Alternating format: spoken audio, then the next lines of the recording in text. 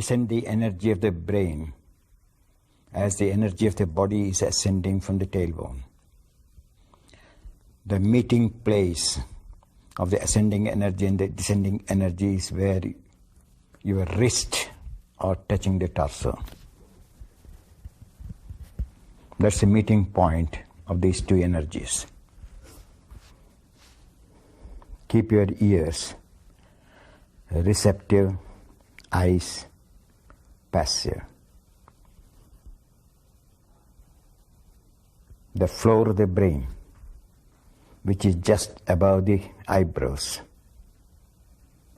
You have to try to release the electrical nerves of the eyes from the floor of the brain,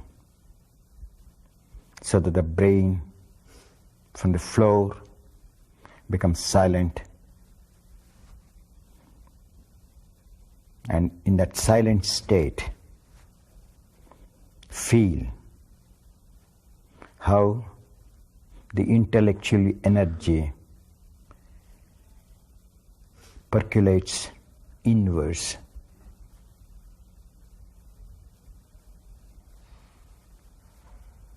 Exactly in the center of the floor of the brain. And in that silent state, let us invoke the blessings of Patanjali, so that the work which you have undertaken will be fruitful and beneficial to all of us.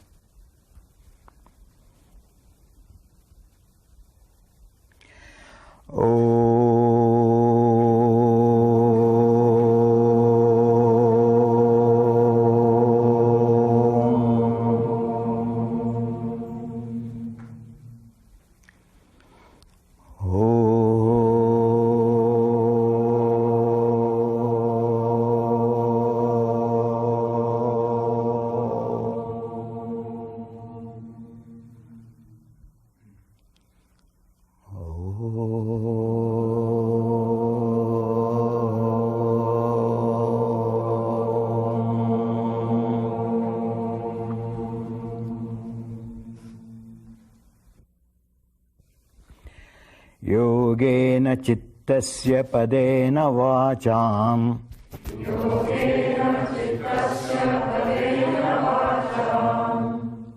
malam sharirasya cha vaidyakena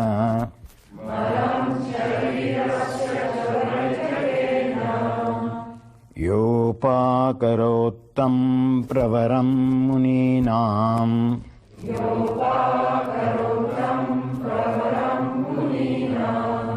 Patanjalim pranjaliranatosmi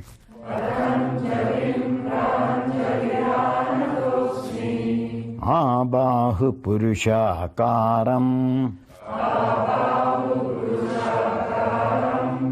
Shankhachakrasi dharinam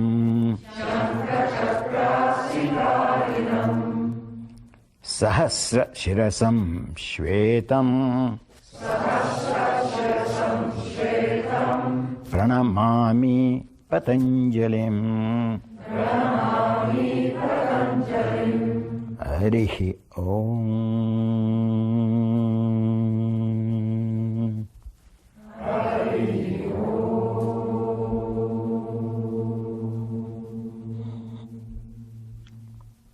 Bow your head to Patanjali. Drop your palms down. Then raise your head up. Before I start the class, this is not an intensive class. It is not something which you think that you are going to work very hard. It's an intellectual class which I am planning to take, wherein the oneness in our teaching may set in you people. Universality, intelligence is universal. Each individual may have different facets of intelligence, but at the end, intelligence does not vary at all. Intellect varies. Intelligence does not vary. As intelligence does not vary, we have to learn how to rest this intelligence in the body when we are performing the postures, so that through that placement of intelligence in the body brings grace in the consciousness, so that the consciousness graces the physical body, the mental body, and the physiological body. When the subtlety develops in you, then you learn through the bridge intelligence and consciousness how the seer, the actual seer, can see the entire frame of the physical,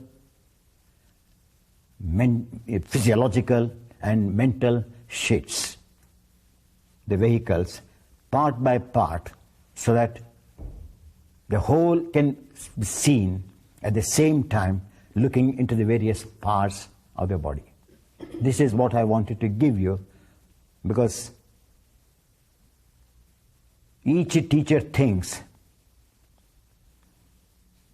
that what he teaches or what she teaches is according to the conditions of the students. But you have to keep it in your mind that you have to reach a certain state where the dualities of intelligence, the differences in intelligence disappear, and there is only oneness in the feeling of all millions of people who ever practices yoga. There should be no change in experiencing that essence of each pose. That essence is philosophy. How to taste each pose while you are performing, that is what I am trying to give you, so that those who listen can carry on to those who have not that destiny to attend these classes. So please be humble. Please be devoted to the poses. You need not be devoted to me, because without devotion, no development will come. Asana and pranayama are the two facets in the field of yoga where knowledge is acquired by asana. Remember that. This nobody teaches, nobody tells you. Asana is not physical exercise as it is commonly said. Asana develops intelligence in each individual to become more powerful in their understanding. And asana helps for you to develop that quality which is latent in everybody. Can it be brought to the surface? There is no other way in the Ashtanga Yoga or in other fields of yoga, whether it's Jnana, Bhakti, Karma, or whatever people may call it, but that essence will not flower as it flowers in asana and pranayama. So asana is a path of Jnana marga, means you develop knowledge of yourself, of your body, of your mind, of the very consciousness. And pranayama teaches you how, with this knowledge of jnana, you develop devotion. So these are the two paths of the Ashtanga Yoga where Jnana Marga and Bhakti Marga Patanjali has kept in between. Yama and Niyama is ethical, and Dharana, Dhyana, Samadhi is actually karma, because pure karma cannot come without Jnana and Bhakti. Without the acquisition of knowledge, without devotion and dedication which comes through pranayama, you cannot do the right action. That's why Dharana, Dhyana, Samadhi is nothing but an action which has no reactions. There are no fruits in those actions. But now we acquire, we are with motivity we do. But when this jnana, through asanas, when you develop, and when you develop that devotion and dedication through pranayama, then your action is free from motivity, and that's why it's called pure action. So these two steps of Patanjali is the ladder for you to reach the ripeness in your wisdom. And that's why I'm trying to give whether this is possible or not. If it's not possible, well, we have to accept our human weaknesses. But an effort should be made. That's what I'm trying to present you, so that the feeling, the understanding and the feeling may set in you within these few days. You have to understand. Without understanding, the feeling cannot come at all. Don't say, I feel. You cannot feel unless you understand exactly what is said and whether it is imprinted or not. So we use the word in Sanskrit, chintana and manana. Chintana means analyzing.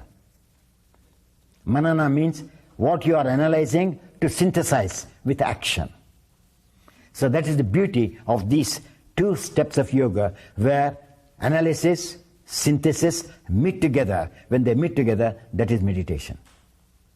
So the pose, when you reach that state, when the action is reflected, and in that reflected action, you understanding, you readjust the pose, that is meditation. So it leads to that, provided the essence what I give, even from the first pose, it's base which I give. I can't teach all the essences of 200 poses in these 10 days. It's impossible. Even for me, I have to work to present you. So base I give, from this base, when you practice yourselves, can I introduce in this one? That is why I use the word subtleness.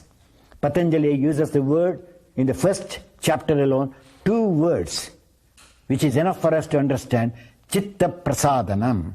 Prasadana is not just the expansion of the consciousness, but grace. Prasada means, say, you go to the temple, you go to the church, you ask for the blessings, is it not? So that Lord's grace may fall on us. So consciousness has to grace that area wherever, whatever you are doing. When the consciousness graces, Patanjali uses the word, then you can enter sukmaha, the subtlety of each and every part of your body, every part of your word, every part of your feeling should be felt. When that sukmata comes in you, he has used the word adhyatma prasadana.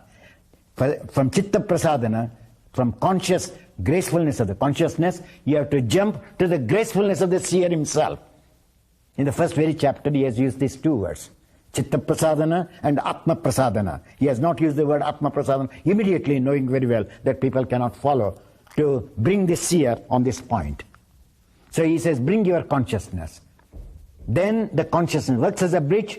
When you reach that essence of the subtlety, that there is consciousness which is dormant, you have awakened it. The moment you have awakened it, it is not the duty of the consciousness, it is the seer to see from there whether the consciousness is awakened or not. Now you have to awaken the consciousness. After awakening the consciousness, it is the seer to see whether that consciousness is awakened on the part of each and every part of your body. Then the seer engulfs the entire body. Then the body becomes an instrument for the seer to penetrate further. And that's what asana teaches. I hope you understand. This is a background. Because why we are doing the asanas also, we are made up of 5 elements. Earth, water, fire, air and ether. And these has got 5 qualities. So elements are in the physical body. The qualities like sound, shabda, sparsha, rupa, sound, touch, shape, taste, and smell and weight of the body. This is the quality or the atom of these 5 elements. So this has to be felt by the senses of perception. Elements are felt by the senses of action.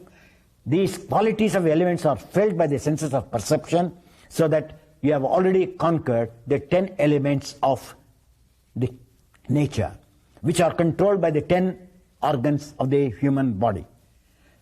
Then comes the chitta, the mind. So as the first principle of Prakriti or the nature is the Mahat, known as cosmic intelligence, that cosmic intelligence in each individual transforms itself into an individual consciousness. So when we are practicing asana, that individual consciousness has to be transformed into a cosmic consciousness in the entire body. So that the external cosmic consciousness and the internal individual consciousness becomes cosmic, so that the outer and the inner, there is no difference between the two. And when that is reached, the entire 24 principles of nature are brought under your control, so that the seer can alone see the 25th principle. And that's what asana teaches, which nobody knows. And that's what I have worked for. And I think I'm glad to tell you that I have reached that state by this alone. And I want you also to drink how these natures, the vehicles of the nature, are learnt by the practice of asanas and subdued, so that the seer uses them in order to see how this playground of each individual, as the whole world is a playground of God, for each individual, this body is a playground for that soul. So he can play anything in his part, any part of the body. And that's what asana and pranayama teaches. I hope you understand the principle behind that is the conquest of the nature, subduing the nature through asanas and pranayama, so that the seer alone establishes himself and dictates terms for the nature, so that the nature is under the control of the seer. Till as long as you are not doing the asana and pranayama, it is the other way around. The nature is supreme and the individual is a servant of the nature. But by practice of asanas and pranayama, the scale is reversed and you become the master of your own, the tattvas of nature, the 5 elements, their atoms, the mind, the intelligence, the consciousness. These are the vehicles of the nature, and asana teaches you to go beyond that, so that the seer exists everywhere as a single unit, and that means seer is gracing your body, which is the part of elements of nature or the nature itself. And that's what this thing I want to give you. Come on. I hope you caught some idea. Now, Tadasana.